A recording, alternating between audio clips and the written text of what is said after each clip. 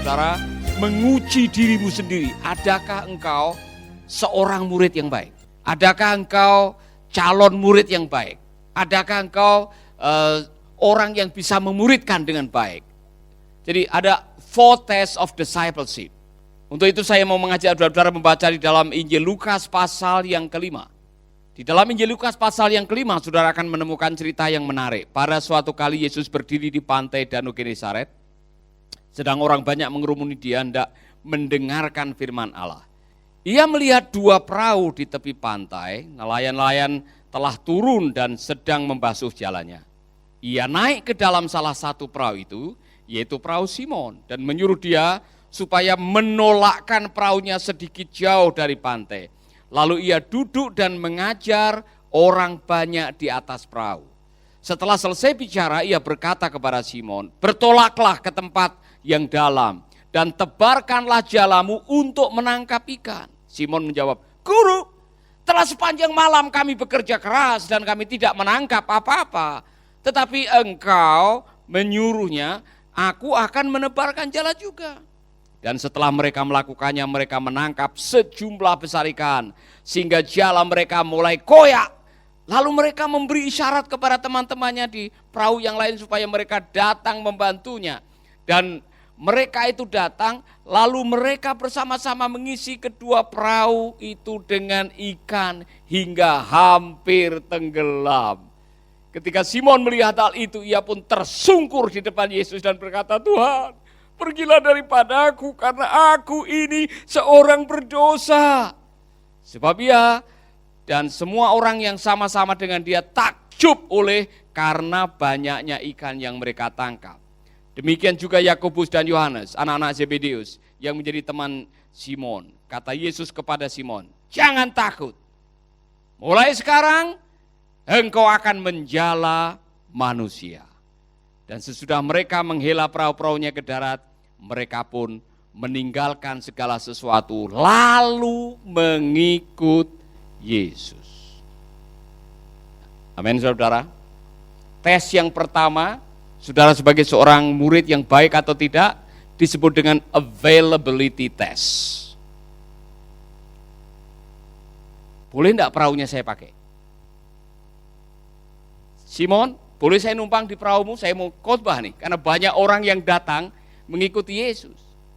Nah, saudara, Simon baru saja selesai semalam-malaman kerja keras, tidak menangkap ikan. Tiba-tiba Yesus bilang, "Coba bertolak ke tempat yang lebih dalam lagi." Kemudian Yesus sebetulnya ingin memakai perahunya untuk mimbar. Saudara, saya bersyukur di dalam cerita ini Simon Petrus tidak menolak. Jadi tes pertama yang harus Anda miliki ketika Tuhan mengatakan bertolaklah, bukalah pintumu, saya mau pakai rumahmu, saya mau pakai uangmu, saya mau pakai talentamu. Apakah saudara mengatakan, "Yes Lord, here I am"? Ya Tuhan, inilah hidupku.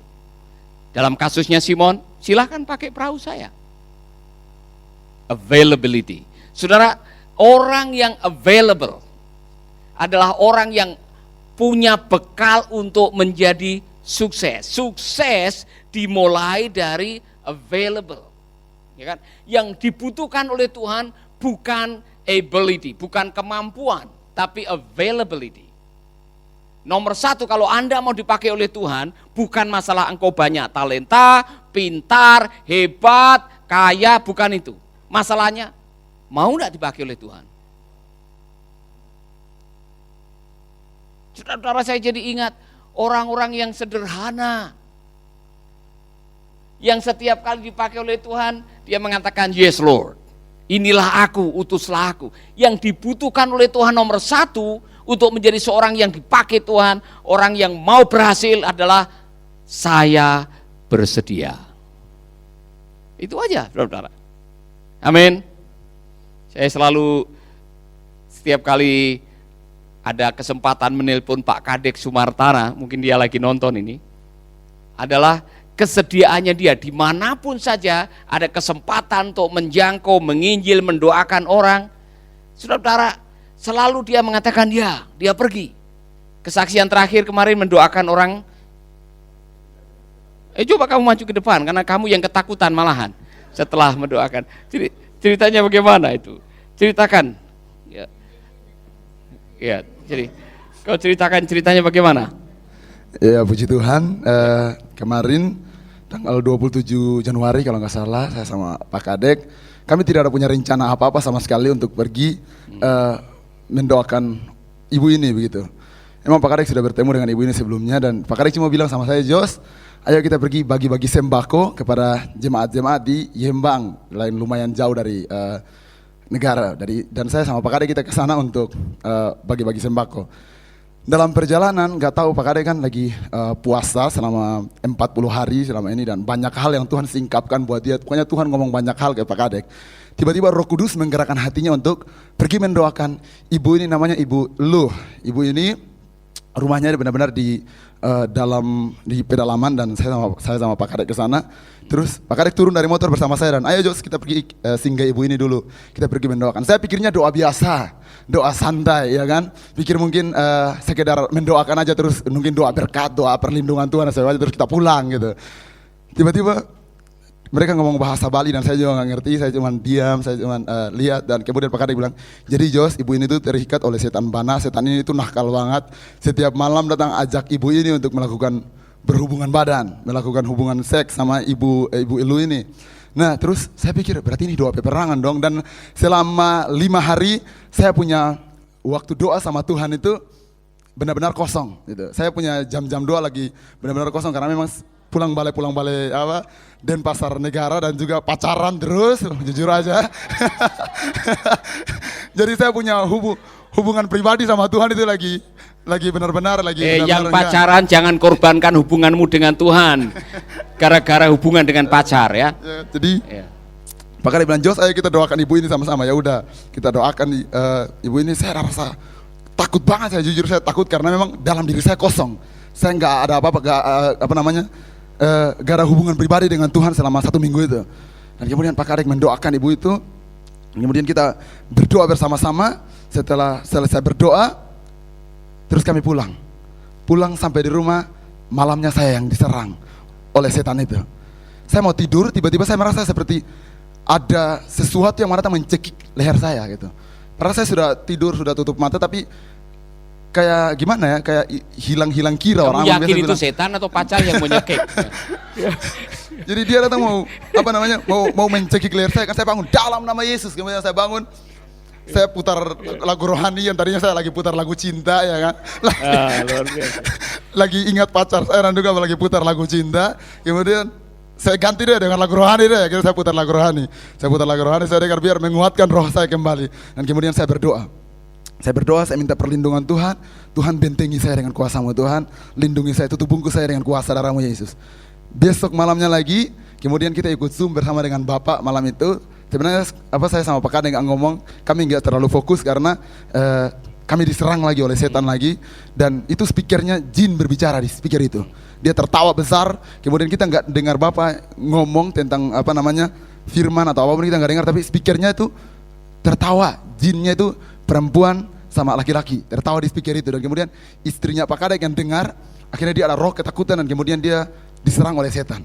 Dan kemudian saya sama Pak Kadek berhenti untuk ikut Zoom meeting malam itu, dan kita mendoakan istri Pak Kadek. Dan akhirnya Tuhan, ada kemenangan. Luar dalam biasa. Yesus ada kemenangan, tidak ada mustahil, dan tidak ada yang bisa melawan nama Yesus. Amen. Nama di atas segala nama. Puji Tuhan, saudara-saudara. Di tes pertama, saudara-saudara, kalau Tuhan nyuruh saudara untuk melakukan sesuatu, kalau Tuhan perintahkan saudara untuk melakukan sesuatu, ketika Tuhan kasih visi kepada saudara, do something. Ini aku Tuhan, utuslah aku. Availability. Amin. Tes yang kedua, ini penting juga saudara-saudara, adalah tes obedience. Tes ketaatan. Apa yang dilakukan oleh Simon Petrus. Dan dia mengatakan pada waktu Yesus menyuruh bertolaklah ke tempat yang lebih dalam. Walaupun dia coba memberikan alasan, semalam-malaman kami tidak dapat. Semalam-malaman kami sudah mencoba menjala ikan atau menjaring ikan, tidak dapat. Tetapi meskipun dia pakai argumen yang sangat ilmiah, masuk akal, tetapi karena yang menyuruh Tuhan, dia bilang, oke, saya akan melakukannya. Dan saudara-saudara, ini tes dalam hidup saudara. Kadang-kadang Tuhan menyuruh Anda melakukan sesuatu yang berlawanan dengan kehendak saudara. Atau saudara menggunakan akal, kalau saya ke sana, itu orangnya besar-besar, raksasa. Kalau kami ke sana, apalagi senjatanya jauh lebih banyak, lebih ampuh daripada kita. Kita ini seperti belalang. Saudara-saudara, waspadai ketika Tuhan menyuruh saudara dan belum apa-apa Anda sudah kasih alasan yang masuk akal untuk menolak. Sehingga Anda tidak mau taat. Waspadai, itu tes betulnya. Tes dari Tuhan yang kedua, the second test is obedient test. Tuhan mengatakan, ayo pergi kamu ke Singaraja, ayo pergi kau ke Baturiti, ayo kau pergi ke negara, ayo kau pergi ke Poguatu. Kalau itu perintah dari Tuhan buat saudara. Meskipun saudara pakai hitung-hitungan, Poguatu. Saudara belum tahu Poguatu. Saya salut kalau Irna lagi nonton, hebat kau Ena. Ya kan? Kalau musim kemarau itu 5 kilo untuk dapat air. Tapi ada orang-orang yang tahu panggilannya. Dia tahu kepada siapa dia menghamba, maka orang-orang seperti itu akan dipakai Tuhan dengan luar biasa. Amin. Saudara-saudara, saya bisa ngetes saudara-saudara. Kalau dikasih tugas dan kita sudah berdoa dan kita sudah meyakini ini dari Tuhan, belum apa-apa saudara mengatakan, nanti saya tidurnya di mana Pak? Terus kalau saya masak bagaimana? Saudara-saudara, jangan sampai hal-hal kecil yang urusan perut menggagalkan hal yang kekal yang berurusan dengan panggilan. Amin. Haleluya. Obedience test. Saudara-saudara, berkali-kali Tuhan selalu melibatkan tes ketaatan untuk mencetak seorang pemimpin. Abraham, tinggalkan kampung halamanmu. Pergi ke satu tempat yang akan kutunjukkan kepadamu. Dan apa yang terjadi, saudara-saudara? Abraham taat. Dan di dalam buku The Making of a Leader, Robert Clinton mengatakan bahwa salah satu ujian kepemimpinan yang selalu akan dilibatkan dalam proses pembentukan adalah obedience test, tes ketaatan. Amin. Haleluya. Saudara termasuk orang yang taat, kurang taat, tidak taat, memberontak. Saudara masuk yang mana? Saudara masuk taat, tidak taat, kurang taat, pemberontak. Saudara, saya yakin setiap kita Tuhan sudah taruh sesuatu di dalam hati saudara. Saya yakin. Sekali lagi saya mengatakan, filosofi kami di sini adalah kami menolong saudara mencapai potensi dan panggilan yang Tuhan berikan dalam hidup saudara. Jadi bagian kami adalah mengantarkan saudara untuk mencapai titik maksimal yang Tuhan bisa lakukan dalam hidup saudara. Nah, bagian saudara selamat dengan kita adalah belajar ketaatan, karena itu bagian daripada tes. Amin. Haleluya. Saudara-saudara, di tengah perjalanan saudara akan mengetahui apakah saya ini termasuk orang yang taat, termasuk orang yang setia, termasuk orang yang obedience. Saudara yang paling tahu, saudara paling tahu persis sikap saudara mengenai ketaatan ini. Termasuk sekolah misi. Di sekolah ini yang salah satu selain pelajaran di kelas, saudara sedang dinilai saya seorang yang taat atau tidak. Taat menjalankan kewajiban, taat mengikuti disiplin, itu semua bagian dari proses ketaatan yang Tuhan sedang kerjakan dalam hidup kita. Sama seperti saya waktu sekolah Alkitab. Ada tes ketaatan yang saya tidak pernah mengikuti. Jam 5 pagi udah bangun, ya kan? Bagian ngepel, saya ada bagian lagi, yang lain-lain tidur, saya sabit rumput. 2 jam tiap hari, saya sabit rumput aja, karena saya beasiswa kerja. Ya kan, malam hari, saudara, waktunya lampu dimatikan, jam tidur, kalau di sekolah Alkitab zaman saya, jam 10 sudah mati, tidur. Saudara tidak boleh keluyuran, kecuali yang siskamling, yang jaga, saudara. Nah, saudara, saya pernah tengah malam lampu dimatikan, diam-diam ke sawah cari belut. Jadi dengan Pak Budi Setiawan nih, yang sekarang menjadi Ketua Umum Gereja Sidang Jemaat Allah, kami cari belut, dapat belut, diam-diam kami menyalakan kompor, kedengaran almarhum Pak Lonto, saudara-saudara, marah-marah, ya karena saya cari belut tengah malam, waktunya tidur, cari belut diam-diam. Saya kena marah, saya harus minta maaf. Karena apa? Saya salah, saya melanggar ketaatan. Dan itu proses yang saya harus jalani. Amin. Jadi itu salah satu ketaatan yang harus saudara lakukan dalam hidup ini. Siapa yang setia atau taat dengan yang kecil akan dipercayakan dengan hal-hal yang besar. Kalau saya tidak bisa mempercayakan yang besar kepada Anda setelah setia dengan yang kecil, Tuhan punya cara untuk mempercayakan Anda hal yang besar. Amin. Dengan catatan kalau sudah dipercayakan hal yang besar, jangan besar kepala. Karena sebetulnya itu hanya untuk menolong saudara, memaksimalkan saudara.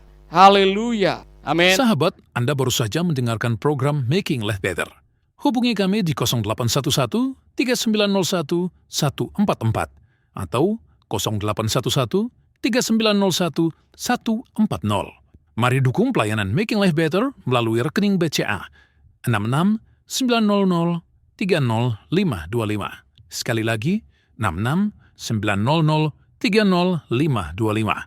Atas nama Paulus Wiratno. Terima kasih, Tuhan Yesus memberkati. Making life better, bikin hidup lebih baik.